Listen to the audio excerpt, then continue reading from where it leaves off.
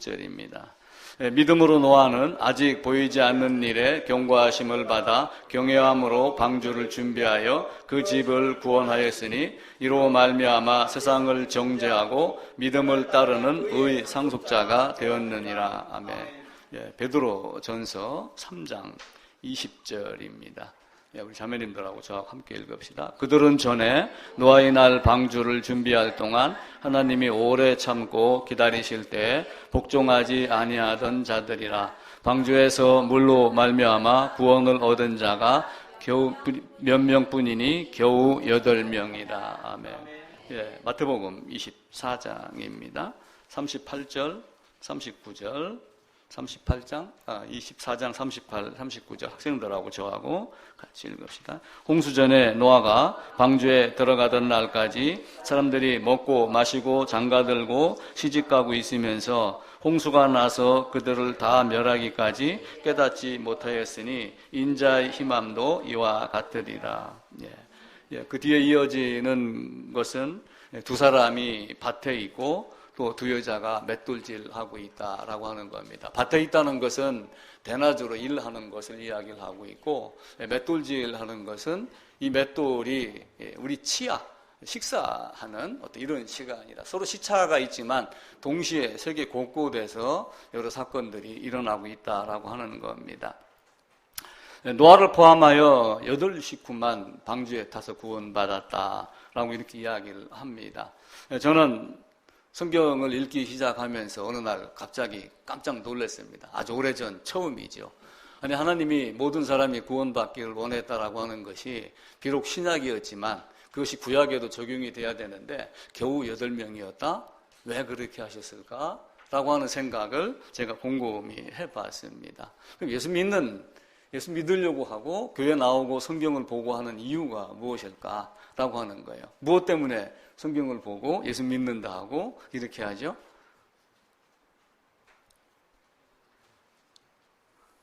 사람들은 천국에 대한 이야기를 하면은 아주 저급 신앙으로 이야기를 합니다. 저는 예수 믿고 천국 가는 게 제 목표입니다.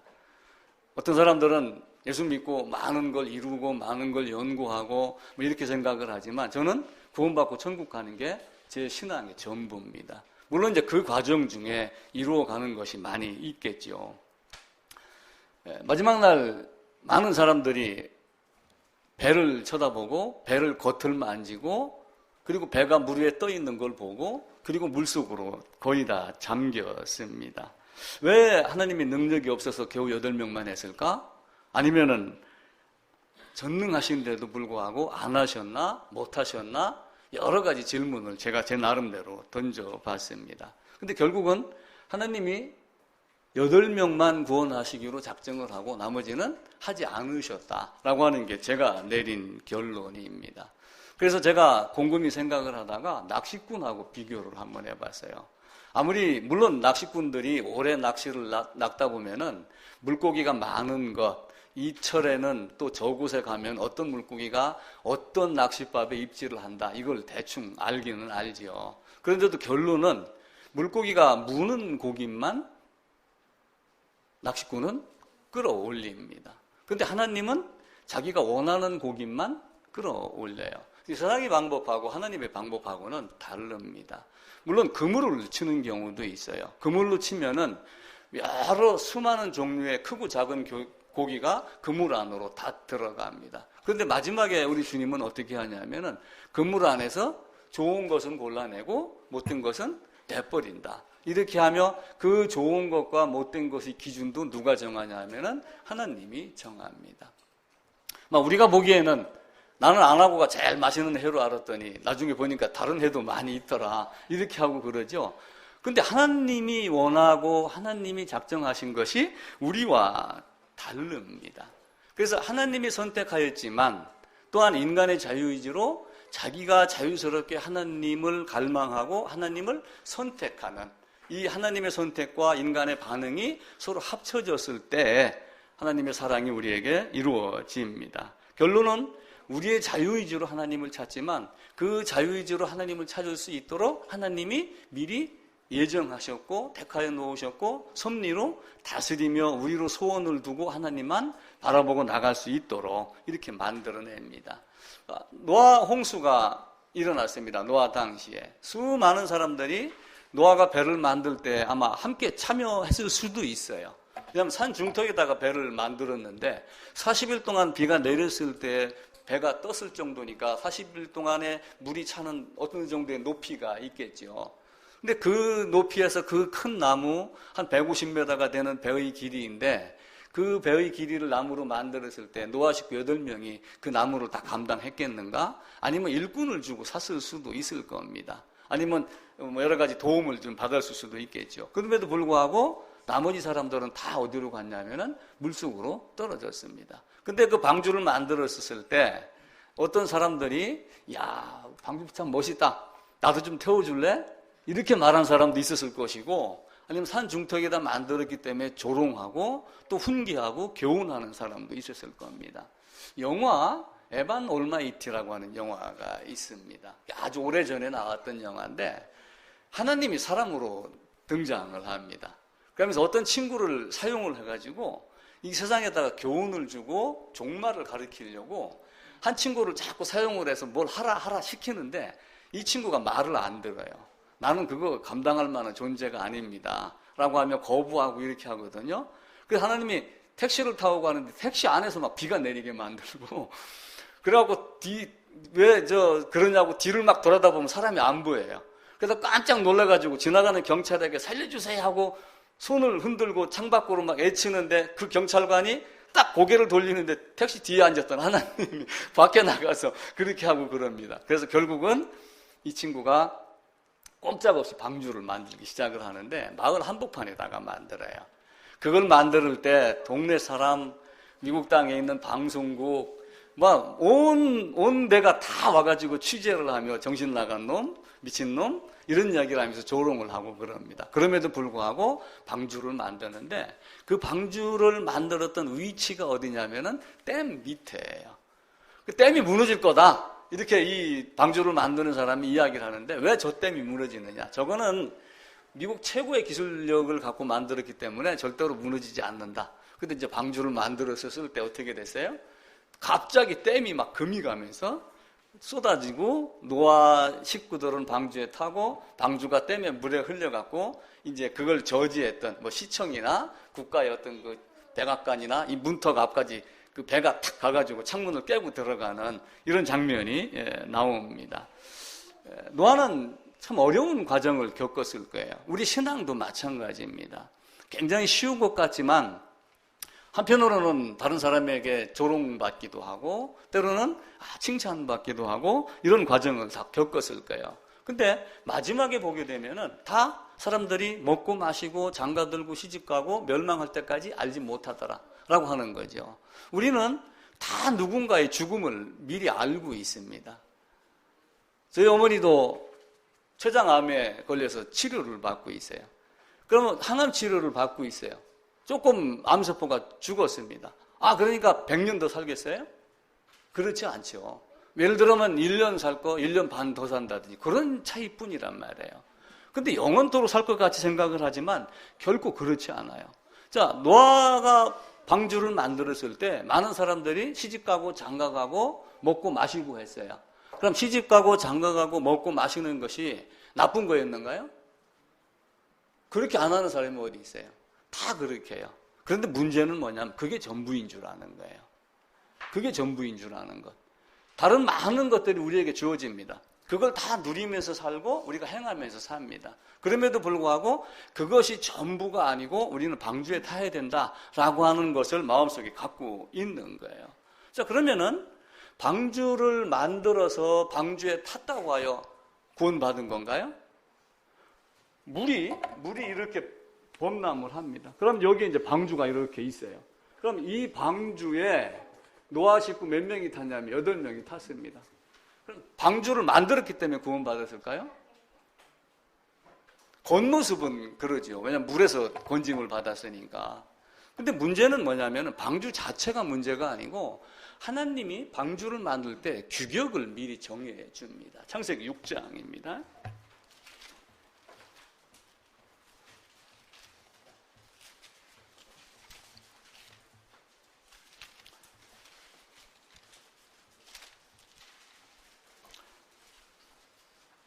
14절부터 한번 함께 읽읍시다. 너는 고페르 나무로 너를 위하여 방주를 만들되 그 안에 칸들을 막고 역청을 그 안팎에 칠하라. 내가 만들 방주는 이러하니 그 길이는 300규빗, 너비는 50규빗, 높이는 30규빗이라. 거기에 창을 내되 위에서부터 한 규빗에 내고 그 문은 옆으로 내고 상중하 3층으로 할지라. 규격을 미리 말합니다. 규격대로 만들었다는 것이 중요한 것이지 만든 과정, 그 만듦 자체가 중요한 것이 아닙니다. 그래서 저는 방주 만드는 것 자체를 믿음의 시작이며 믿음의 과정이며 믿음의 완성으로 생각을 했습니다. 만약에 하나님이 길이는 몇 규빗이라고 그랬죠? 300규빗. 그럼 이게 약 150m 정도 됩니다. 45cm, 50cm로 평균 해가지고. 그럼 300규빗으로 안 하고 200규빗으로 했으면은 방주가 침몰했을까요? 안 했을까요?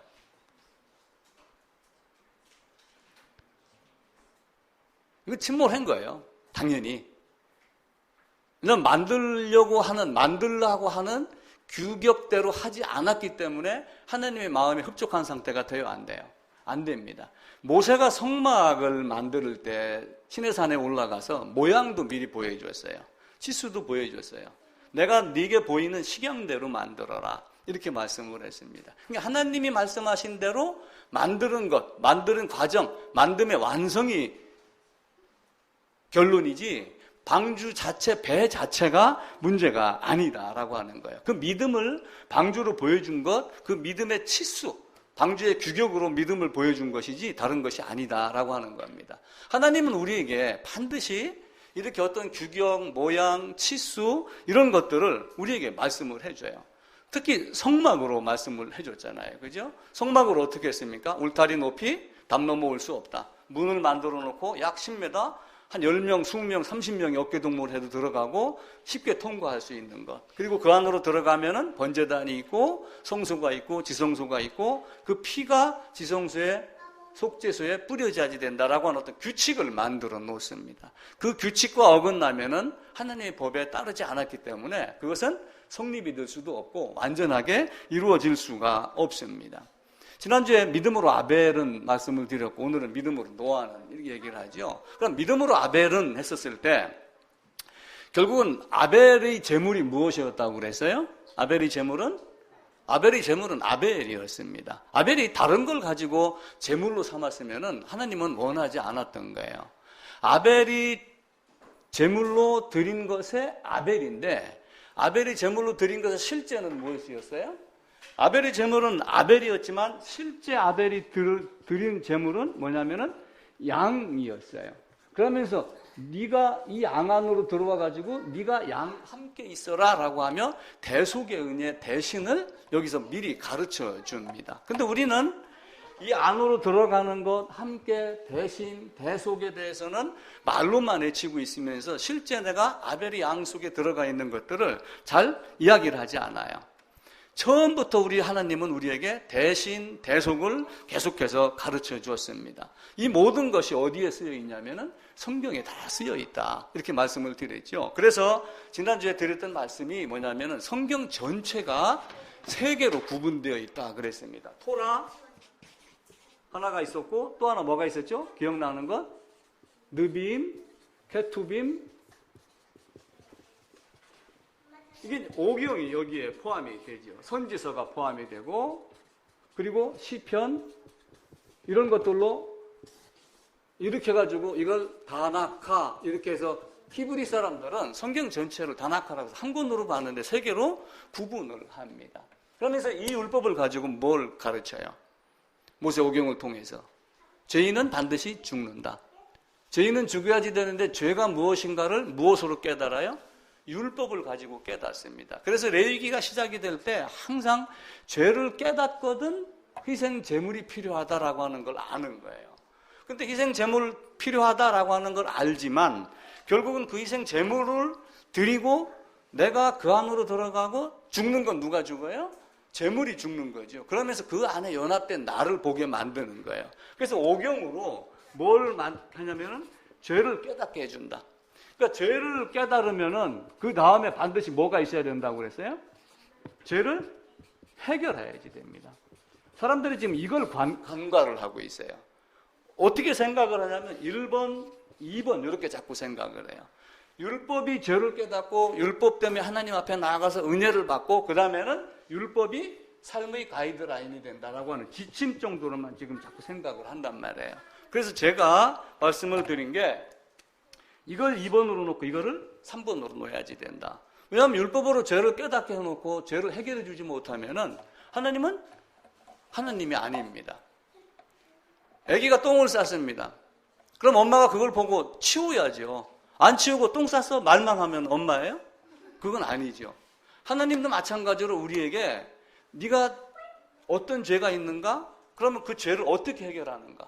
라고 하는 것을 제사의 방법으로 제사 때 드리는 제물로서 계속해서 우리에게 가르쳐 줍니다. 죄를 깨닫게 하고 죄가 해결되게 하고 해결된 자로서의 성화의 삶을 살게 하죠. 그 다음에 선지서를 통해서 뭘 또 가르쳐줘요. 물론 모세를 통해서도 이야기를 하고 다윗을 통해서도 이야기를 했지만 특별히 이사야 선지자나 이런 사람들을 통해서 처녀 잉태하겠다, 베들레헴에서 나겠다라고 하며 그 남이 실제로 베들레헴에서 이루어집니다. 그래서 룻기를 보게 되면 시작을 하면서 베들레헴 장소가 나와요. 제가 뒤늦게 그걸, 왜냐하면 룻을 보고 맨날 다윗, 예수 그리스도 이것만 생각을 했는데 룻기 앞부분 1장 3, 4절, 5절 그쯤에 가게 되면 유대 베들레헴 땅이라고 하며 나중에 보아스가 있는 베들레헴 땅으로 들어가고 그 베들레헴 땅에 예전에 김함 설교한 적 혹시 생각나죠? 바르실라의 아들 김함이 어디에 사냐면은 베들레헴 근처에 살아서 게롯 김함이라고 했더라라고 하며 그 게롯이 여관이라는 의미거든요. 그래서 묘하게 성경이 게롯 김함 베들레헴에서 태어나겠다. 유대 베들레헴 에브라사라고 하며 유대 땅 베들레헴에서 날 것을 다 어디에서 가르치냐면은 요 선지서에서 다 가르칩니다. 베들레헴 그리고 처녀 잉태 이런 모든 것들을 여기서 다 이야기를 해줘요. 특별히 이제 시편 같은 데를 보게 되면은 대표적으로 시편 22편 그리고 88편 몇 군데를 보게 되면은 우리 주님이 십자가에 고난받고 하는 장면들이 많이 등장을 합니다. 그러면서 우리 주님이 누가복음 24장에서 이 말씀을 하는 거예요. 내가 모세의 글과 선지자의 글과 시편에 나를 가리켜 기록한 것을 내가 너에게 다 알게 하지 아니하였느냐. 내가 그렇게 이야기하지 않았느냐. 그렇게 이야기를 하는 겁니다. 그럼 하나님 우리에게 그렇게 말씀하셨음에도 불구하고 우리는 자꾸 다른 데를 보는 거예요. 찬송을 할 때는 돈으로도 못 가요. 이렇게 하면서 돈을 조금 더 많이 하고 그러면 뭔가 좀 뿌듯해하고 이렇게 하고 그러죠. 힘으로도 못 가요. 열심으로도 못 가요. 그런데 뭔가 땀 흘려 봉사하면은 하나님이 나를 뭔가 조금 챙겨주는 것 같은. 그러면서 또 일부의 어떤 사람은 당신 그렇게 해가지고 천국 가겠어? 이렇게 하면 채찍질을 하면 더 다리를 걷어올리고 소매를 걷어올리고 열심히 하는 이런 것들이 이 땅에서 자꾸 일어나고 그러죠. 예수님이 오신 목적은 뭐예요? 나를 구원하려 함입니다. 나에게 새로운 생명을 주게 하기 위함입니다. 요한복음 20장입니다. 너무 자주 찾아갖고 이건 다 외웠을 줄 아는데 그래도 읽읍시다. 20장 31절입니다. 제가 읽을게요. 오직 이것을 기록함은 너희로 예수께서 하나님의 아들 그리스도이심을 믿게 하려 하며 또 너희로 믿고 그 이름을 힘입어 생명을 얻게 하려 합니다. 예수님이 오신 목적은 성경을 기록하여 주신 목적은 딱 그거 하나입니다. 그래서 복음서 1장 시작할 때 예수의 이름의 뜻에 대해서 나오고 또 복음서 끝부분 마지막에 이 성경을 기록하여 준 목적이 뭐냐라고 하는 것을 말씀을 합니다. 앞에 요한복음 10장으로 한번 가보겠습니다. 10장 10절입니다. 제가 읽을게요. 도둑이 오는 것은 도둑질하고 죽이고 멸망시키려는 것뿐이요 내가 온 것은 양으로 생명을 얻게 하고 더 풍성히 얻게 하려는 것이라. 12장 47절입니다. 12장 47절 한번 찾아서 한번 읽어주세요.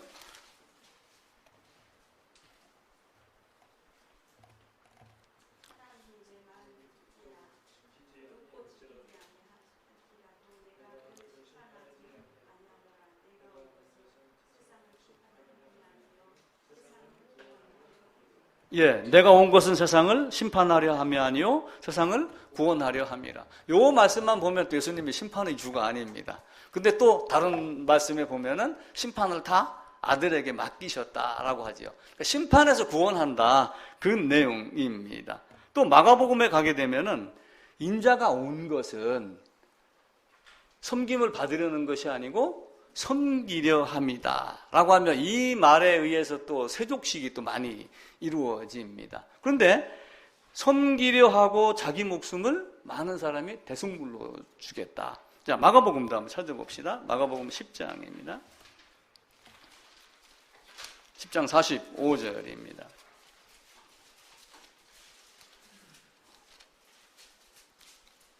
73쪽이네요. 같이 읽읍시다. 인자가 온 것은 섬김을 받으려 함이 아니라 도리어 섬기려 하고 자기 목숨을 많은 사람이 대속물로 주려 함이라. 그래서 저는 섬기는 게 발 닦아주는 것이 섬기는 게 아니라 다른 사람을 대신하여 자기 목숨을 주는 것이 섬깁니다. 이렇게 해석을 합니다. 섬김을 자꾸 사람들이 발 닦아주는 것, 또 다른 사람들을 도와주고 뒤치다거리 해주고 하는 여기에 매이다 보니까 신앙이 아닌 종교로 흐르게 되고 기쁨이 아니라 노동으로 이렇게 바뀌는 형상들이 많이 일어납니다. 자, 대속과 대신의 은혜를 우리가 많이 부르짖습니다. 예수님이 내 죄를 대속했습니다. 예수님이 내 대신 돌아가셨습니다. 이건 정확한 사실입니다. 그러면은 나는 교활한 사람이에요, 아니에요? 창세기 2장에 가게 되면은 범죄한 네가 죽으리라 되어 있는데 나는 안 죽고 예수님 핑계 대니까 나는 교활한 사람이에요, 아니에요? 그런데 우리는 야곱을 교활하다고 하면서 나는 교활한 사람이 아니에요. 야곱은 교활한 놈이고 나는 믿음이 강한 사람이다, 이렇게 여긴단 말이에요. 진짜인가요? 어떻게 생각하세요? 야곱이 교활한가요? 야곱이 간사한가요? 결코 그렇지 않아요. 야곱은 리브가의 뱃속에 있었을 때 하나님이 자신을 택한 것을 압니다. 그리고 나와서 그 선택에 따른 반응을 하기 위해서 간절히 하나님을 찾은 것, 그것 이외에는 아무것도 없어요. 그게 야곱입니다. 근데 우리는 이삭이 말한 것, 또 이런 여러 가지를 비유해가지고 아무것도 한 것 없이 에사안으로 들어가서 흉내를 내고 축복을 받았다 하여 야곱을 교활한 자, 이렇게 생각을 합니다. 근데 야곱은 태중에서부터 그걸 알고 있는 거예요. 그리고 그 태중에서부터 있었던 그것을 듣고 어머니 리브가가 에서 안으로 들어가서 에서를 꾸며서 축복받게 한 것을 누가 또 인도를 하고 가르쳐요? 어머니 리브가가 가르칩니다. 어쩌면 그것이 성령의 인도이기도 합니다. 야곱은 절대로 교활한 자가 아니에요. 야곱이 교활했으면 나는 교활의 몇백 배가 되는 자예요. 내가 한 것 하나도 없이 예수님이 내 죄 가져갔어, 예수님이 내 죄 대속했어, 예수님이 내 대신 죽었어, 이렇게 말하는 것 자체가 사실은 야곱보다 더 교활한 자의 모습일 수도 있어요. 근데 성경은 대신 대속을 가리키면서 반드시 그 안에다가 누구를 집어넣냐면은 너 자신을 들여다봐라 라고 이렇게 이야기를 하는 겁니다. 그래서 지난주에 제가 배를 강 건너가는 배만 바라보고 기뻐하지 말고 배 탔느냐 탔지 않았느냐를 생각을 하라, 이렇게 이야기를 하죠. A380 기종이 가격이 얼마인가 조사를 했더니 내부 인테리어 빼고 비행기 본체 자체만 딱 사갖고 오는데 약 4,700억 정도가 한답니다. 5천억 정도예요. 거기다 내장재 꾸미고 뭐하고 거기다 기장, 부기장 월급 줘가면서 이렇게 운용한다고 그러면 6천억, 7천억 되지 않겠어요? 근데 그걸 내가 돈 좀 조금 더 있다고 한 1,000만 원 딱 내고 1등석에 딱 앉아서 폼 잡으면은 그건 교활한 자 아니에요? 6천원, 7천억짜리를 내가 주인인 것 같이 여기고 타고 있는 사람은 얼마나 뻔뻔한 사람이에요. 우리 주 예수님은 우리에게 그런 뻔뻔함을 요구를 하는 거예요. 네가 질 수 없는 것을 내가 졌는데 너는 내 안으로 들어와서 타기만 하면 된다 라고 하는 것을 우리에게 가르치는 거예요. 성경이 그래서 은혜가 되는 것이지 우리의 열심으로 되는 것은 아닙니다. 에서는 힘이 셌습니다. 사냥꾼이었죠. 야곱은 정중한 사람이었고 어머니의 장막에서 거했기 때문에 힘도 없습니다. 나중에 20년 마치고 돌아올 때도 형이 무서워서 자기 쌍둥이 형한테 내 주여라고 했던 그 호칭까지 붙였던 야곱인데 에서가 얼마나 힘이 강했겠어요. 아니 장자권을 꼭 자기가 버린 거예요? 아니면은 야곱에게 뺏긴 거예요? 자기가 버린 거예요. 야곱이 빼앗은 게 아니에요. 만약에 배가 고팠어요? 장자권이 귀하다고 자기가 여겼으면 장자권은 주머니 안에 딱 넣어놓고 야마 내놔 이렇게 하겠어요? 못하겠어요? 저 같으면 그렇게 해요. 근데 이걸 만홀히 가볍게 여겼기 때문에 경홀히 여겼다. 그건 업신 여겼다. 그런 뜻이에요. 하나님이 그에게 주고자 했던 그 큰 은혜를 가볍게 여기고 뿌리친 것, 그게 에서의 잘못입니다. 그래서 히브리서 마지막에 저 뒤에 가게 되면은 나중에 그걸 후회하고 땅을 치고 통곡을 해도 다시 얻지 못한다. 그러니까 에서는 자기의 자유의지로 하나님을 거부한 것이고 야곱은 자기의 자유의지로 하나님의 사랑을 찾은 거예요. 근데 그 찾은 것이 태어나기도 전에 나와 갖고 어떤 일도 하기 전에 리브가의 뱃속에 있었을 때부터 그 말을 바울이 로마에서 9장에서 인용을 하며 아직 태어나기도 전에 어떤 일을 하기도 전에 내가 야곱은 사랑하고 에서는 미워했다 라고 하며 진흙을 이기고 있는 그 토기장의 비유를 드는 거예요. 내가 진흙 한 덩이로 하나는 변기를 만들고 하나는 아주 이쁜 도자기를 만들었다 한들 네가 나에게 무슨 항의를 하겠느냐 라고 하며 하나님의 절대 주권을 말씀을 합니다. 근데 절대 주권에 따라서 이상하리만큼 거기에 해당되는 사람이 반응하는 바가 다 달라요. 야곱과 에서의 반응도 결국은 다 그렇게 됩니다. 만약에 내가 교활하다면은, 자, 예수님이 십자가에 달려 돌아가셨어요. 그 밑에 많은 사람들이 있었습니다. 그런데 대표적으로 여기에 예수님이 이렇게 돌아가셨고, 여기에 또 누가 있었죠? 양편 강도. 어느 쪽인지는 모릅니다. 한편 강도는 끝까지 거부하고, 한편 강도는 마지막 순간에 주님, 이렇게 했어요. 그럼 이 사람은 교활한 사람인가요?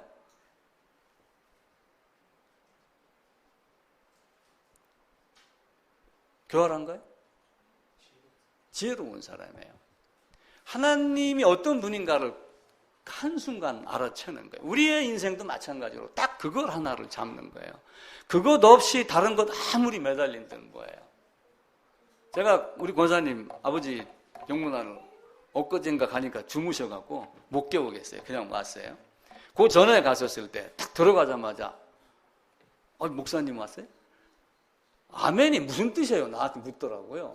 그래서 아멘이 이런 뜻입니다 라고 얘기를 하고 또 얘기를 하면서 제가 내 말이 맞아요? 내 말이 맞아요? 맞아. 그럼 아멘 하셔야죠. 내가 이제 아멘을 이제 유도를 했지요. 그런 식으로. 자, 사형감이에요. 그죠? 강도질 했었겠죠. 단순하게 그냥 강도만 했다고 여기에 박히겠어요? 살인한 정도의 죄를 졌겠죠. 우리 모든 인류 60억, 300억, 500억, 6천억 모든 인류는 요 둘 중에 하나예요. 누군가는 모르지만은. 근데 여기에 속한 사람이 축복을 받는 거고, 예를 들면 여기에 속한 사람은 에서와 같은 사람. 딱 둘 중에 한 사람으로 나뉘는 거예요. 다른 사람 아무것도 없어요. 여기서 우리가 이걸 명확하게 정리하지 않으면은 이게 야곱을 교활하다고 보면 신앙이 생기질 않습니다. 제 말을 잘 들으셔야 됩니다. 야곱은 절대로 교활한 것이 아니라 하나님의 뜻이 무엇인가를 분별하는 사람으로 보시면 됩니다. 다시는 되돌릴 수 없는 그 길을 간 에서는 뒤늦게 후회를 하는 거예요. 자, 네가 나와 함께 낙원에 있으리라 라고 하는 그 순간, 그 말을 듣는 순간까지도 속으로 웃기고 있네, 이렇게 했을 수도 있어요. 근데 만약에 숨이 딱 끊어져 가지고 저 하데스에 갔을 때, 그죠? 지옥에 갔었을 때 그 순간 뭐가 보였겠어요? 아브라함이 품에 안겨있는 나사로도 보이고, 아브라함의 품에 안겨있는 이 옆에 같이 강도질했던, 같이 살인했던 이 친구도 보이겠죠. 성령 해방죄는 사함받지 못한다, 이렇게 이야기를 합니다. 우리는 간혹 교회에서 무슨 일 하다가 목사가 무슨 얘기를 했을 때 덤비면 성령 해방죄 이렇게 얘기를 하는 사람들이 간혹 있습니다. 이 사람은 예수를 모독했어요. 예수를 모독하고 예수를 거부하는 것은 용서받을 수 있어요. 하나의 인간이었을 때 예수님의 동생들도 예수가 하나님의 아들인 줄 알았어요? 몰랐어요? 능력이 없는 그냥 자기 형 몫으로만 알았어요. 다른 사람 대다수가 다 그렇게 했어요. 십자가에 못 박았을 때 백부장이 십자가에 못 박힌 예수를 바라보더라. 숨을 거두었을 때 어떻게 했어요? 백부장이 이는 진실로 하나님의 아들이었도다. 그 순간 딱 바뀌는 거예요. 사람 예수를 욕하고 사람 예수를 거부했다 할지라도 훗날 그분이 우리를 위하여 죽으셨고 나를 대신하여 죽으셨고 하는 그 사역의 개념, 하나님이 이 땅에 오셔서 성령의 인도하심으로 그 사역을 가르치는 그 복음을 거부한 것이 성령 회방죄가 되는 것이지 다른 것이 성령 회방죄가 되는 게 아니에요. 그걸 깨닫지 않는 것. 리브가가 이렇게 해라 라고 했었을 때 만약에 야곱이 거부를 했으면 성령 회방죄가 되는 거예요. 에서는 처음부터 거부했고 나중에는 성령 회방죄도 포함이 다 되는 거죠. 우리는 왜 교회에 왔을까? 왜 성경을 보고 있을까? 왜 예수를 찾고 왜 기도를 하고 왜 찬송을 부를까? 라고 하는 목적 딱 한 가지. 시작하면서 제가 말씀드렸듯이 저는 예수 믿고 천국 가는 거예요. 세상에 많은 것들이 다 있다 할지라도 호흡이 끊어지는 순간 가지고 갈 수 있는 건 아무것도 없어요. 이병철 씨 빈손 같지요. 그 아들 이건희 씨 지금 병원에서 그냥 누워있죠. 숨이 붙어있다 할지라도 그에게 수많은 재산이 무슨 의미가 있어요. 엊그제 아내하고 아산병원에 갔습니다. 정주영, 호, 아산. 집사람이 나한테 물어봐요. 아니 정주영 씨는 이렇게 큰 병원을 차려놨는데 어떻게 죽었어? 그 의사들이 정주영 씨를 살릴 수 있나요? 삼성병원 이건희 씨 거, 이재용 씨 거예요. 근데 그 병원 설립한 그 사람 살릴 수 있나요? 주먹 쥐고 죽는 사람 아무도 없어요. 아무것도 가져갈 수 없어요. 권사님도 마찬가지예요. 저도 마찬가지로 호흡이 딱 끊어지는 그 순간 아무것도 가져갈 수 없고 하나님 사랑 하나 딱 가져가는 거예요. 우리는 그걸 찾으려고 여기로 오는 거예요. 그래서 예수님을 따라다녔던 수많은 사람들이 있었습니다. 그 사람들에게 우리 예수님이 물어요. 너희가 무엇을 보려고 광야에 나갔더냐? 무엇을 보려고 여기로 왔더냐? 화려한 옷 입은 사람이냐? 그 사람은 왕궁에 있다. 광야가 아니고. 그러면서 요한에 대해서 모든 선지자보다 나은 자다라고 하고 또 요한은 내 뒤에 오시는 이는 흥하고 나는 쇠하여야 되겠고 라고 하며 서로의 차이점을 말합니다. 근데 요한은 또 계속해서 궁금해한 거예요. 왜냐하면 예수님이 잉태가 됐었을 때 자기 어머니를 찾아온 그 마리아의 서로 포옹했었을 때 태아끼리 서로 그걸 화답을 했잖아요. 그러면서 이분이 예수인 줄 아는데 오셔갖고 매일 목수질이나 하고 목수질하다가 대표로 손이나 비고 그러고 3년 공생이 시작하면서 사람들에게 이적은 베풀지만 때로는 따돌림 당하고 어떤 사람들은 죽이려고 하고 그렇게 하니까 오실 그이가 당신 맞아? 라고 하는 것. 그 궁금했던 요한. 그 궁금했던 요한이 바라봤던 그 예수님은 누구예요? 모세가 나와 같은 선지자 한 사람을 보겠다, 나와 같은 선지자가 오겠다라고 하는 그 선지자를 이야기를 하는 거예요. 그러면서 베드로도 사도행전 3장에서 그때 말했던 선지자가 바로 이 예수 그리스도다라고 말하며 우리는 그 예수 그리스도를 만나서 그 예수 그리스도가 우리에게 주신 사역의 결과 그걸 우리가 알고 가는 겁니다. 다른 건 아무것도 없어요. 근데 우리는 이 땅에서 성경을 가지고 사람들이 또 말을 만들어내요. 기복신앙. 기복신앙이라는 말을 붙이면 돼요, 안 돼요? 기복종교 이렇게 이야기를 하게 되겠죠. 근데 더 똑똑한 사람들이 번영신학 또 이렇게 만들었어요. 번영신학. 번영신학이라고 또 신학을 쓰면 또 안 됩니다. 거기다 또 하나 만드는 게 형통복음. 그래서 기복신앙, 번영신학, 형통복음을 없애야지 된다. 이렇게 하지만 실제 내가 딱 한 가지 성경에서 구할 것 한 가지 구하라면 못 구하겠어요? 성경 66권 암송하는 거 구하겠어요? 예수의 피 그거 딱 한 개 구하는 거예요. 우리가 이걸 갖지 못하면 안 된다는 걸 알고 하나님 앞에서 내가 어떤 존재인가? 내가 정말 방주에 탈 수 있는 존재인가? 내가 방주를 만들었을 때 하나님이 정해준 치수대로 만들었는가? 이걸 보는 거예요. 하나님은 치수대로 만들어라 이렇게 이야기해요. 그 치수대로 만들어라는 것을 성막을 만들어 놓고 우리에게 그걸 딱 보여주는 거예요. 성막을 이렇게 만들어 놓고 여기서 한 사람이 들어가게 만듭니다. 들어갈 수 있는 조건은 뭐예요? 죄를 깨달은 자만 들어가라. 그럼 내가 나는 죄야 라고 하는 걸 딱 깨달으면 두 번째 뭐가 필요한 걸 깨달아요? 재물이 필요한 걸 깨달아요. 그러면 죄인과 재물이 같이 들어가죠. 그럼 여기에 뭐가 있어요? 번제단이 있어요. 그럼 번제단 가서 할 수 있는 건 뭐예요?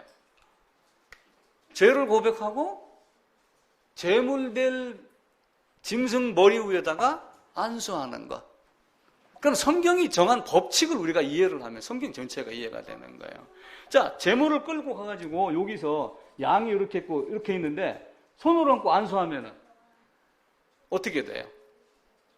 죄가 전가가 돼요. 그 레위기 16장에 있는 내용입니다. 자, 그러면은 죄가 전가가 됩니다. 죄의 전가.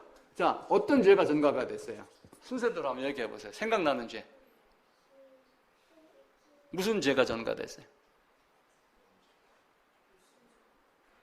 무슨 나쁜 짓을 했는데 죄가 많아갖고 그 죄가 어떤 죄가 전가가 됐어요? 예? 원죄자범죄. 너무 앞서 나갔다. 뭐 나 도둑질한 거, 훔친 거, 때린 거, 무슨 죄 하다 보니까 이게 10,000가지도 넘는 거예요. 율법을 10,000가지로 주셨으니 그럼 결국은 뭘 남겨야 돼요? 원금을 남겨야 돼요. 장부를 없애야지 돼요. 장부를 없애지 않으면은 그게 안 됩니다. 죄인을 넘겨야지 돼요. 죄를 넘기는 것이 아니라. 그러니까 짐승이 머리에 안수하고 죄를 고하고 죄를 넘겨준다라고 하는 것까지는 이야기를 합니다. 일부의 사람들이. 죄를 넘겨주는 것이 아니고 뭘 넘겨줘야 돼요? 죄인을 넘겨줍니다.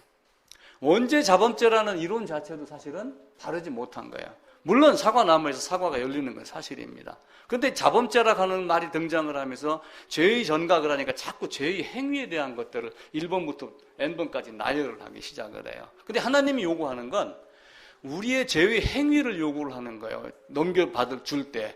죄의 근본, 죄의 공장, 죄인인 자체 나를 이야기를 하는 거예요. 나를 이야기를 하는 거예요. 진사님 갖고 있던 모든 걸 다 재능, 죄 다 가져갔어요. 근데 본인이 살아있으면 죄가 또 나와요, 안 나와요? 또 나와요. 그러니까 성막에서 가르치는 건 딱 그거 한 가지예요. 죄를 깨닫거든 재물이 필요한 걸 알게 되고 재물이 끌고 가서 여기다가 안수해갖고 요 안에 누구를 집어넣어요? 나를 집어넣고 이거를 죽여서 태워라. 나 죽여서 탔습니다를 피를 갖고 가서 확인시켜라. 이게 성경의 전부입니다. 이것 이상 찾으려고 그러면은 다 학문으로 흘러요. 학문은 반드시 해야 되지만 이게 안 돼 있는 상태에서 하는 것들은 다 뭐가 돼요? 그냥 아볼로와 같은 학문, 성경에 능통한 자, 그것으로 다 끝납니다. 제가 재미있는 이야기 하나 해드릴게요. 엊그제 신문에 나왔던 겁니다. 경남 거창군청에서 80세 노인분들을, 지금 80세 노인, 특히 여성분들, 한글 모르는 사람 있어요, 없어요? 있습니다. 그래서 각 시군청마다 한글 교실을 열어요. 그렇게 열면은 꼭 뭘 하냐면 글짓기 대회를 해가지고 그 글짓기 대회를 한 내용이 신문에 나와 있어요. 연준이가 조금 있다가 글씨를 알아요. 엄마가 가르쳐 줬는데 가나다 이렇게 딱 했습니다. 근데 딱 하다 보니까 가짜가 보여. 엄마 저거 가짜 아니야? 또 저쪽 가니까 이거 A네? 얘기해요, 안 해요? 하죠. 할머니가 그걸 글짓기를 해서 내보냈어요. 제가 글짓기 쓴 거 읽어드릴게요. 제목 숨바꼭질. 5만 대. 5만 대는 여러 군데예요. 5만 대. 5만 대 한글이 다 숨었는 걸 80 넘어 알았다. 우리가 난 놓고 뭐라고 그러죠? 난 놓고 귀엽다 그러잖아요. 5만 대 한글이 숨어 있는 걸 다 알았대요. 그러다가 뭘 봤냐면은 낫을 딱 보니까 여기에 뭐가 보여요? 기역자가 보인 거예요. 밭에 가가지고 호미를 이렇게 메고 손잡이 있는데 딱 보니까 뭐가 보여요? 기역자가 보이는 거예요. 그러다가 집에 와서 배고파갖고 부침개를 해먹는데 접시를 꺼내오니까 동그라미 이응자가 보이는 거예요. 야, 5만 대 한글이 다 숨어 있는 걸 내가 이제 알았다. 그러다가 꽃감을 매달아 놨는데 꽃감을 줄에다 이렇게 그러면 이제 꽃감이 이렇게 있고 감이 이렇게 있잖아요. 여기에 히읗자가 있구나. 이걸 아는 거예요. 저 이 글 보고 제가 이따 카톡으로 보내드릴게요. 낫, 호미, 괭이 속에 기역. 부침개 접시에 이응. 달아놓은 곶감에 히읗. 제화물이 숨어봐라. 인자는 다 보인다. 이게 그 시입니다. 5만 대 한글이 숨어있는 걸 80 넘어 알았다. 제가 이야기하는 게 계속 반복해서 지금 이런 이야기를 지금 하잖아요. 이 이야기하는 게 이해가 되면은 이게 딱 순간 넘어가면은 5만 대 숨어있는 게 다 보여요. 성경 전체가. 그래서 지금 계속해서 반복해서 이야기를 하는 거예요. 제가 이 글을 보고 이 기가 막힌 글이다. 그런 생각을 한 거예요. 배우지 못해서 무슨 걸 몰랐는데 우리는 엄한 걸 배울 수가 있어요. 하나님이 나에게 주려고 하는 것, 그것 한 가지를 딱 알면은 그 다음부터 하나님이 조금씩 열어 보여주셔요. 제가 그 비유도 많이 들었죠. 쌀포대. 우리 한 집사님 쌀포대 갖고 왔는데 제가 다음에 또 이제 그걸 끓릅니다. 끓르고 못 끓르다가 어떻게 해요? 나중에는 칼로 자르죠. 근데 칼로 안 자르고 이렇게 해가지고 매듭이 탁 하면 풀려보세요. 다음에 쌀포대 사오시면 집에 가서 1시간이고 2시간이고 이거 이렇게 가지고 한번 풀어보세요. 그 풀릴 때의 쾌감은 로또 1등 당첨된 거하고 똑같습니다.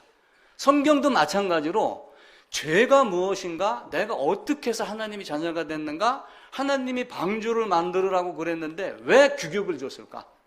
왜 하나님이 성막을 만들어 놓고 왜 피를 가지고 속죄소 덮개에다가 뿌리라고 했을까? 라고 하는 그 방법의 순서를 우리가 잘 이해를 하면은 이게 성경 전체에서 다 이루어지는 것 우리가 알게 됩니다.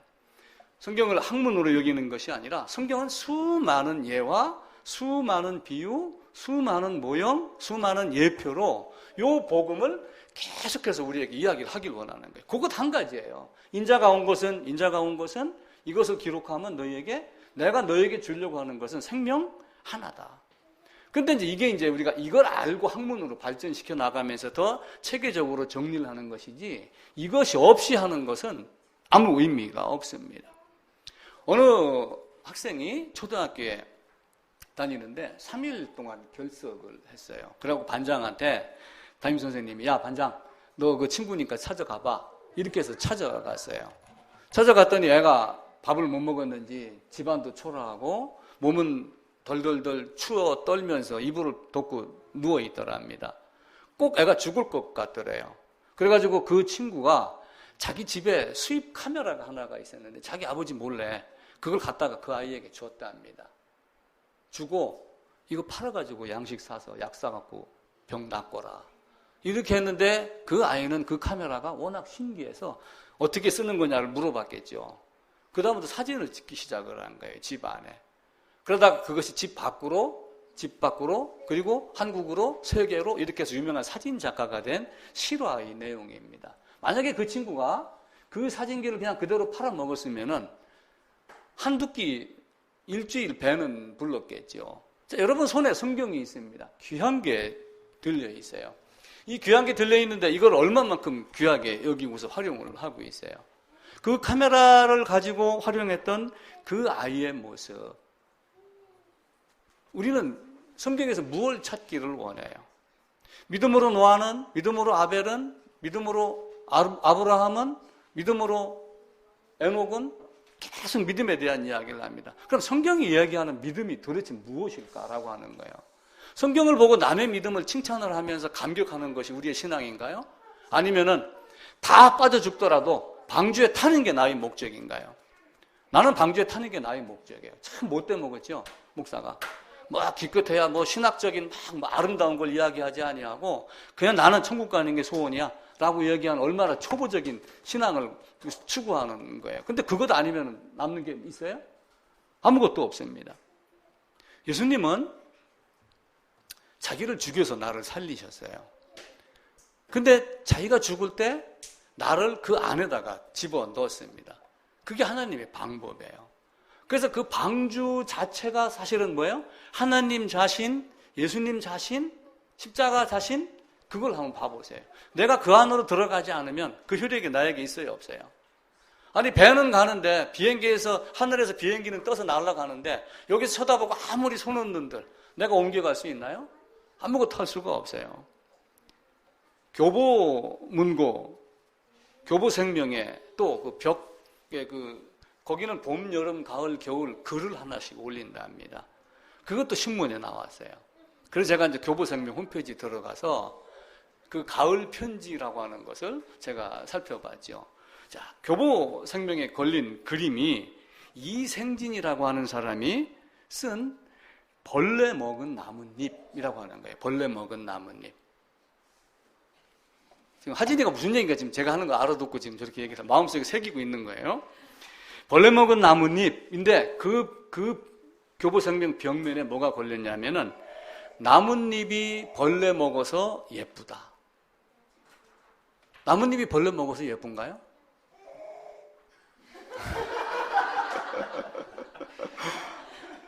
나뭇잎이 벌레 먹어서 예쁘다. 왜 나뭇잎이 벌레 먹어서 예뻐요?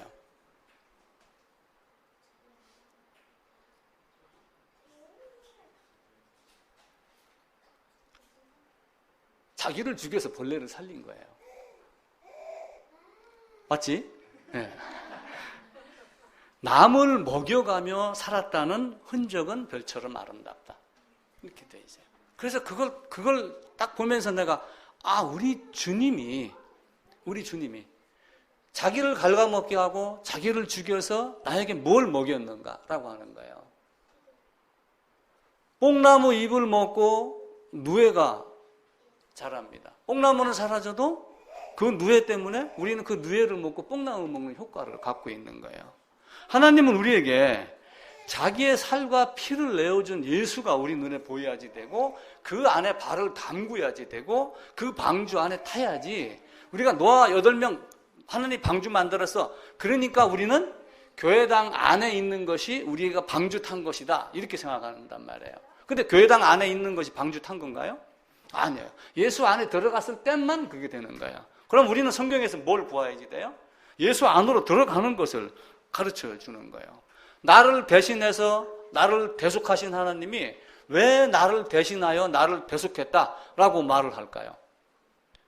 그러면 나를 대신하고 나를 대속했으면 성경하고 맞지 않는 거예요.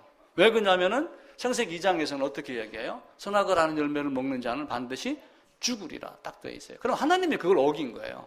하나님이 그걸 어기고 자기를 죽여서 나를 사랑했다? 그리고 그 사랑을 나에게 주었다? 그렇게 말할 수 있나요? 하나님은 거짓이 없으신 분이에요. 그래서 나를 죽이는 방법으로 자기를 죽는 방법을 택한 거다라고 하는 것을 우리가 아셔야지 됩니다. 그게 방주 안에 타는 겁니다. 물론 우리의 신앙은 처음부터 완벽할 수는 없어요.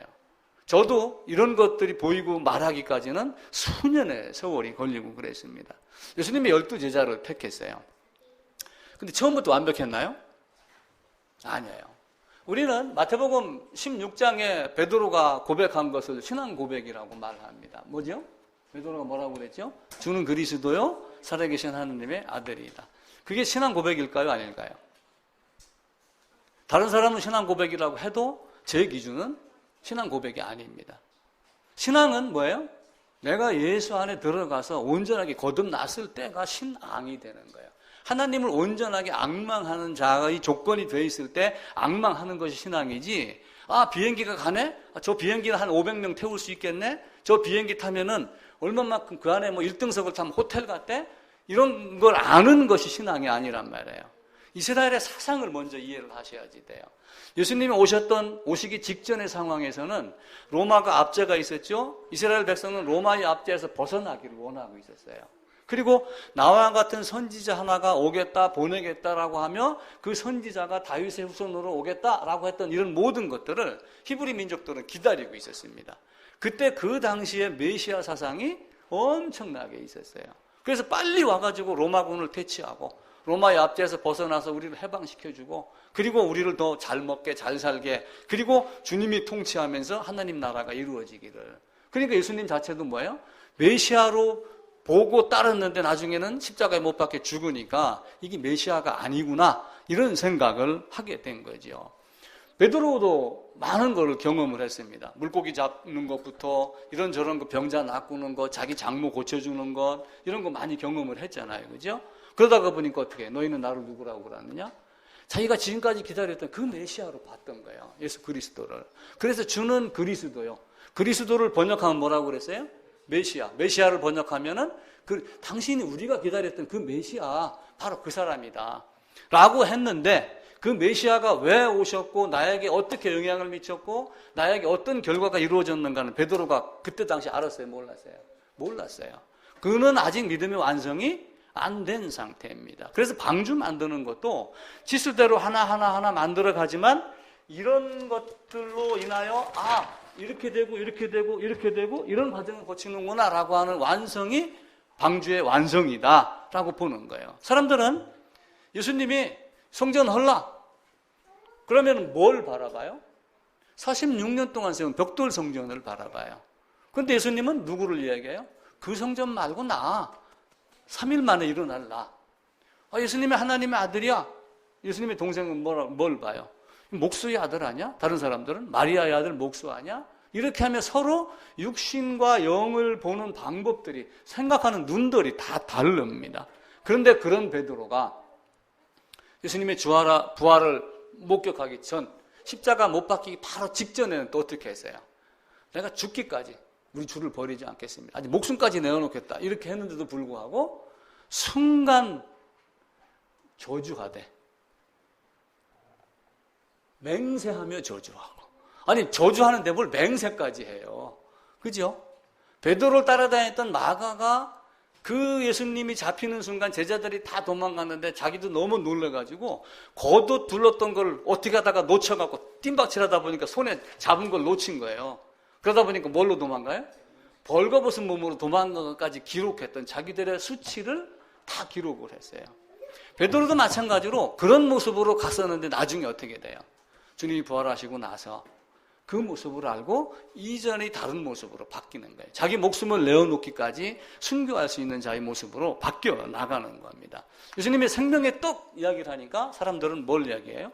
만나에서 멈추는 겁니다. 그래서 너희가 나를 따르는 것은 떡을 먹고 배부른 까닭이다 라고 하며, 걔 눈에는 뭐만 보인다고 그러죠. 그러니까 성전 그러면 벽돌 성전, 예수님 성전이 안 보이는 거예요.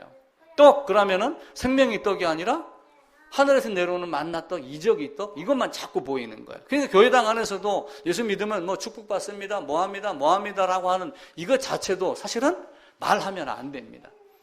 이것저것 하는 것 자체는 뭐예요? 땀 흘려 노력하고 열심히 살면은 자기 재주껏 얻어지는 것만큼만 얻는 거예요. 근데 그것 아닌 것 같고 자꾸 얘기하면 안 되는 거예요. 하나님은 우리에게 노아를 통해서 믿음이 시작이 되고 믿음이 완성이 돼가는 과정 성취까지 그 과정을 보여준 것이지 방주 자체가 우리를 구원해낸 게 아니에요. 규격이 없이 방주가 만들어졌으면 그 방주는 물에 반드시 파선이 되고 맙니다.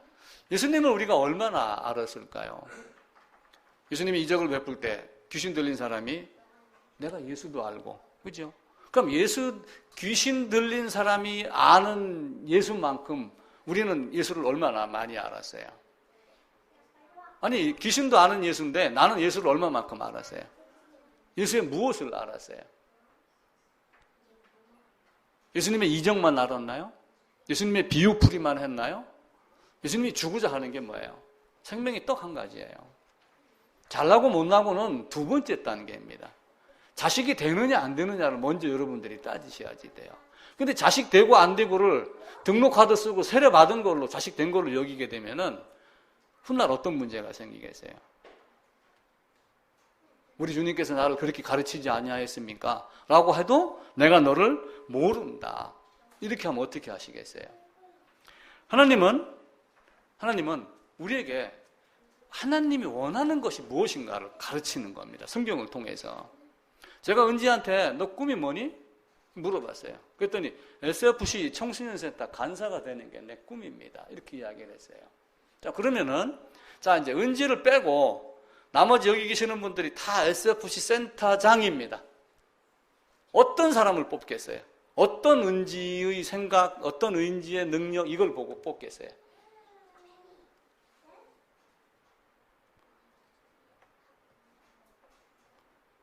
내가 가지고 있는 생각, 내가 앞으로 센터를 이끌어 나갈 이런 모든 것 다 빼버리고 그냥 은지 자체만 뽑겠어요? 아니면 내가 가진 비전과 어떤 이런 거와 같이 생각을 하고 내가 가진 꿈을 설명했을 때 그걸 실행할 능력이 있는 은지를 뽑겠어요? 하나님은 우리에게 미리 무엇인가를 다 보여줍니다. 내가 원하는 사람은 이 사람이야. 내가 어떤 사람을 원하는데 이런 사람을 원해. 라고 하며 죄가 없는 자가 나에게 오는 것을 하나님은 우리에게 가르칩니다.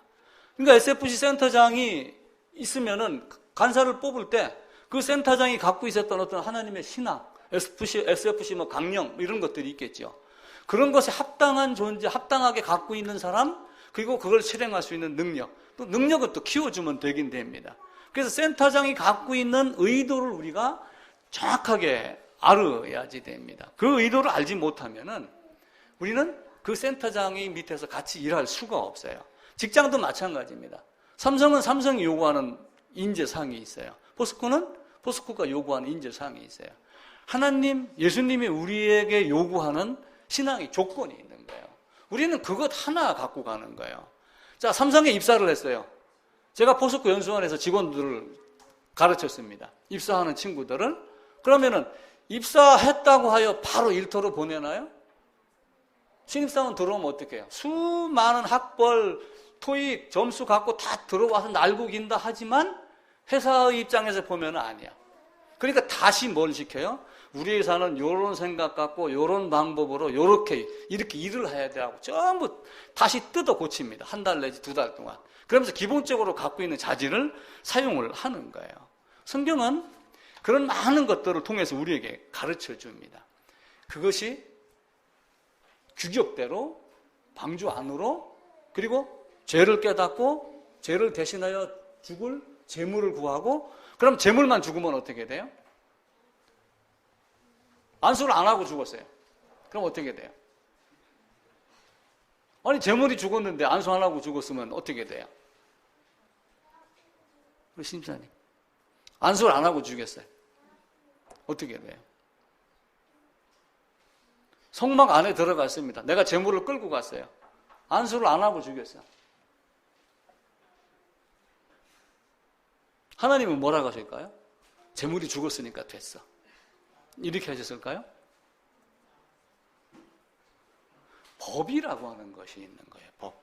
하나님은 자기가 정한 법대로 하는 거예요. 그 법이 참 무섭습니다. 하나님이 정한 법이 무언가를 우리가 생각을 해요. 성경을 보면서 성경이 요구한 법칙이 뭐냐라고 하는 거예요. 연준이하고 나하고 달리기 시합을 했습니다. 100m. 누가 이겨요?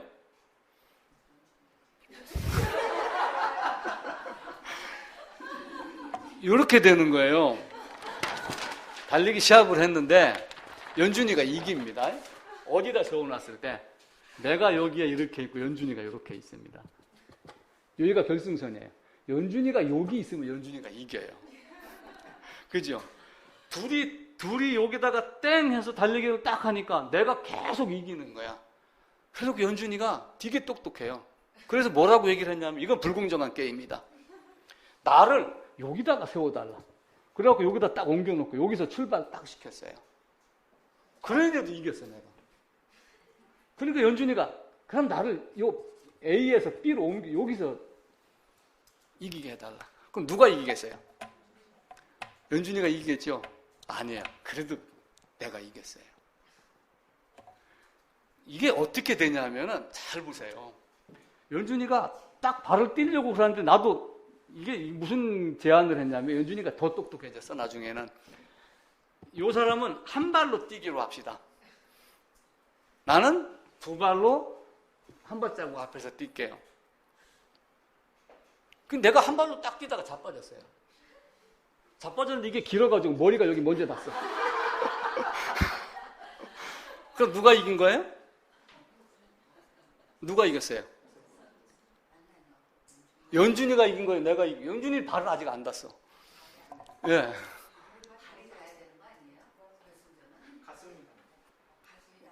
그러니까 달리기 선수 봐보세요. 달리기 선수. 마지막 순간에 어떻게 해요? 이렇게 하고 그러죠. 요걸 레이저로 측정을 해가지고 머리, 가슴이 누가 먼저 닿느냐. 이것을 쉽게 얘기하면 법, 규칙, 규정, 이런 여러 가지 이야기를 하는 거예요. 그래서 성경을 뭐라고 한다고 그랬어요? 성경을 캐논이라고 그랬어요. 갈대라고 하는 뜻에서 나온 거예요. 갈대가 뭐냐면은 치수를 재는 자를 갖다가 갈대라고 했어요. 갈대. 요게 치수를 재는 어떤 길이, 규정, 요걸 가지고 기준을 삼아서 성경, 정경 이렇게 표현을 한 거예요. 성경, 정경. 자, 그럼 성경은 무엇을 요구를 해요? 여기서 떴던 여기를 닿는 순간 누가 먼저요? 먼저 가슴이 닿는 사람이 승리. 하나님의 법은 아주 명확합니다. 재물 주겠어? 당연히 주겠지요.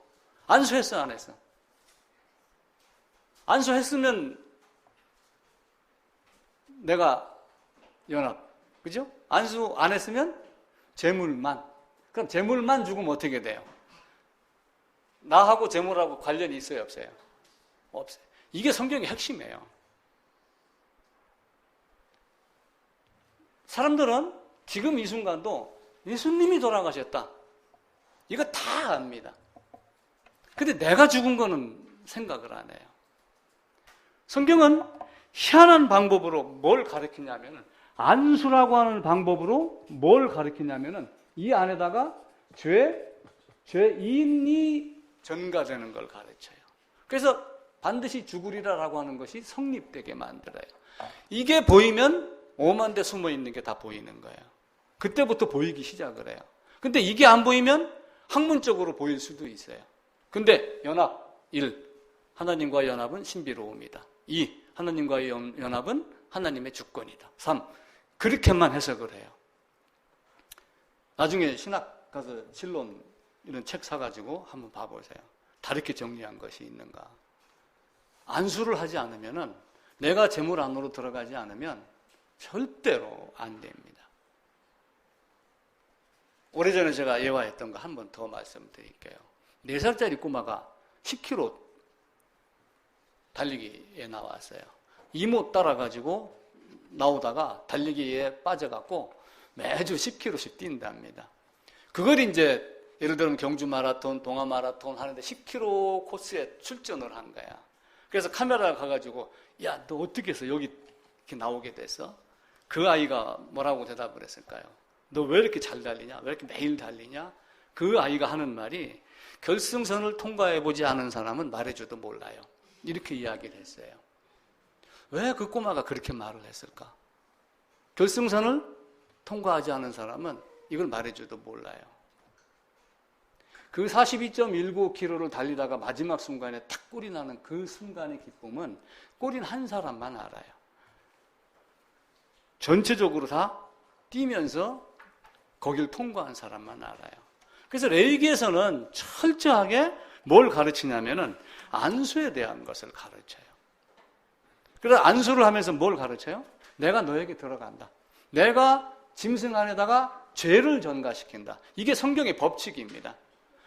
누구든 먼저든 가슴이 먼저 닿는 자가 승리를 하듯이 십자가의 양편 강도가 있지만 누가 더 악한지는 모릅니다. 그럼에도 불구하고 네가 내 안으로 들어왔느냐 안 들어오지 않냐, 요 한 가지, 요 두 가지를 보는 거예요. 가수들은 가만히 봐보세요. 이미자 같은 경우는 히트곡이 많아요. 근데 가요 무대를 가만히 보면은 히트곡이 있는 가수하고 없는 가수하고 틀려요. 히트곡이 하나라도 있는 가수는 20년 전의 가수라도 지금 가요 무대에 불려 나와요. 근데 나머지 가수들은 전부 남의 노래 부르고 있는 거예요. 근데 그 사람은 자기가 불렀던 원곡이 있기 때문에 계속해서 저작료를 받아먹어요. 우리는 성경에서 히트곡 하나를 탁 차지하지 돼요. 그게 뭐냐면 안수예요. 연합이에요. 그 안수 연합이 됐었을 때 대신 대속이란 말이 성립이 되는 겁니다. 내가 예수 안으로 들어갔느냐, 들어가지 않았느냐. 이게 이제 이해가 조금 안 되면은 하루, 이틀, 3일 계속 요거 한 가지만 생각을 하셔요. 그게 안 되면 안 돼요. 내가 배 탔을 때 강을 건너가는 거지, 내가 비행기 탔을 때 건너가는 거지, 이게 안 되면은 절대로 안 됩니다. 하나님은 우리에게, 아까 SFC 간사 얘기했죠. 보고서 쓸 때도 마찬가지입니다. 보고서 쓰면 어떻게 돼요? 결론을 먼저 딱 내리. 보고서를 쓴다는 얘기는 A라는 사람이 B에게 명령을 딱 내렸습니다. 이거 해. 그러면은 했습니다, 안 했습니다. 이 결론을 먼저 이야기를 해요. 그리고 이걸 했는데 왜 했느냐? 왜 했는지 하는 이것에 대한 이유, 어떻게 했느냐를 갖다가 적어가지고 한두 장으로 딱 요약해서 내는 게 보고서입니다. 하나님 우리에게 명령을 했어요. 범죄한 자는 반드시 죽으리라. 네가 나를 버리면 나도 너를 버리고 네가 나를 찾으면 나도 너를 찾겠다. 이렇게 하며 전권을 또 한편으로 누구에게 줬냐면은 인간에게 줬어요. 그러면서 한편으로 하나님은 우리에게 선택에 대한 관념을 또 말씀을 드립니다. 우리는 하나님 앞에서 아무것도 가진 것이 없는 존재입니다. 그 나뭇잎이 남을 먹여서 예쁜 것, 또 난 놓고 기역자, 호미를 보니 기역자, 쟁반을 보니까 동그라미, 그리고 소뚜껑을 보면은 시옷자, 오만 돼 있는 것이 다 보인다라고 하는 것은 단 하나의 법칙, 하나님이 요구하는 그 법칙 하나 때문에 모든 것이 보이기 시작을 하는 거예요. 믿음으로 아벨은 이야기를 드렸고 믿음으로 노아는 얘기를 했지만 사실은 믿음으로 노아는 할 얘기가 별로 없는 거예요. 치수대로 졌느냐 안 졌느냐가 믿음으로 노아의 결정입니다. 아벨도 마찬가지예요. 왜 아벨이 제물이 연락되었을까? 하나님이 정한 법칙대로 제물에다가 안수하고 제물을 드렸기 때문에 그렇게 되는 겁니다. 이삭의 번제도 마찬가지예요. 번제산 드리러 올라갔습니다. 모리아 산으로 올라가서 양을 대신 죽였습니다. 거기에는 나타나 있지 않지만 이삭이 양의 머리에 안수했겠어요? 안 했겠어요? 그걸 다른 성경 다른 군데를 보고 그것을 찾아내서 끼워 맞추시면 됩니다. 그러면 성경이 보이기 시작을 합니다. 우리는 살아있을 때 죽음에 대한 이야기를 해야지 됩니다. 우린 교회는 특별히 죽음, 심판 이걸 철저하게 이야기를 해야지 됩니다. 교회 와서 매일 축복 얘기하고 교회 오면 희망이 있고 이거는 두 번째 이야기예요. 교회 와서는 어떻게 하면 심판을 면할 수 있을까? 어떻게 하면 하나님이 나를 죄값으로 죽이는데 어떻게 하면 그 죽음을 죽지 않고 죽을 수 있을까? 이걸 찾는 게 이 성경이 우리에게 주는 가장 큰 비밀의 책입니다. 그래서 하나님의 비밀인 그리스도 이렇게 이야기를 하죠. 하나님의 비밀인 그리스도. 근데 그 그리스도가 죽었어요. 근데 그 죽음이 예수 혼자 죽었느냐 나를 포함해서 죽었느냐라고 하는 거예요. 그죠? 이게 굉장히 단순한 것 같지만 굉장히 핵심적인 이야기입니다. 이걸 여러분들이 마음속에다가 꼭 간직하셔야지 됩니다. 그리고 이걸 기준으로 해서 성경을 보기 시작을 하면서 제 아무리 숨어봐라 인자는 다 보인다 라고 하는 그 마음을 가지고 성경을 보기 시작을 해야지 됩니다.